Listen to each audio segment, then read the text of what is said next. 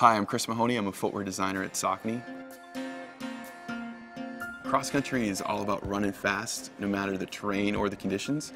So I'm going to show you a little bit today about what it takes to design and develop a cross country spike here at Saucony. It's all about getting ready for that upcoming season, and now you have a chance to learn a little bit more about the spikes that you're going to perform in.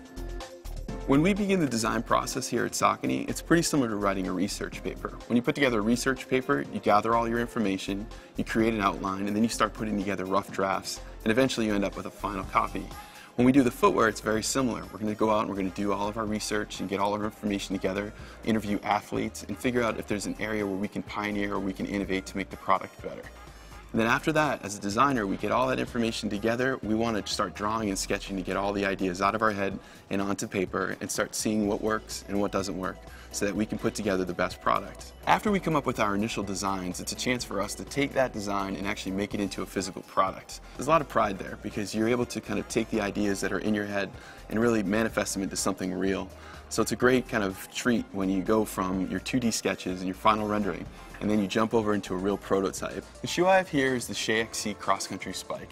It's named in honor of the late Ryan Shea, who was Notre Dame cross country All-American and a U.S. marathon champion, in addition to being a Saucony athlete. He gave us a lot of great insight and great feedback. We actually named our design center in his honor. It just kind of reminds you of the passion he had for the sport, so it makes it a lot easier for us to kind of stay motivated and stay passionate about what we're doing to make better products. The first element that we start with is actually the sole unit. It's got the most biomechanics kind of involved in it, and we want to make sure we get proper testing on it. So in this particular cross-country spike, this is the flat version. On the spike version, we have about 6 receptacles where you can screw in spikes. Now we provide spikes in the box, but you may want to tailor a shorter or longer spike depending on the course that you happen to be running. Surrounding all the spikes is a carbon rubber outsole. It's very durable, it's got great traction. And as you run from the firmer ground in the summer and get all the way through to the muddier grounds in the fall, this is going to give you that great multi-traction story. So if you do hit different elements in different weather, or if you happen to go across pavement or concrete parts of your course, this is going to help you make sure you stay on without slipping. The next element that goes into it is the compression molded midsole that runs the full length.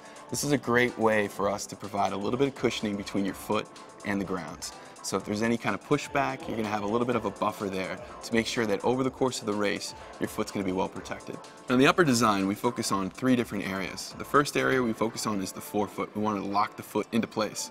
And the second area we focus on is the midfoot support, making sure that when you lace up the shoe that you have a great fit throughout. And then the last area is the heel. We want to make sure that you're well supported so that your heel stays in there. So as the shoe goes up, it goes down, you can kind of lock yourself in place. And then the last thing we do with the cross-country spike is we want to bring a lot of fun and attitude to the shoe. And so you can see here on the Shea, we actually have a footprint on the bottom. The whole shoe's supposed to be really minimal. It's supposed to be like running on your bare feet when you're running through that course. And so we thought this was just a great, fun way to kind of bring a little bit of that attitude with it. You can also see on this shoe, we split the shoe into 2 different colors, from the lateral being white to the medial being black.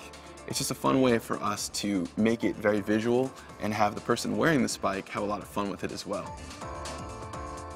I hope that gives you a lot of insight as to how we design and develop cross-country spikes here at Saucony. The Saucony team wishes you and your team the best of luck this upcoming season. We'll see you at the races.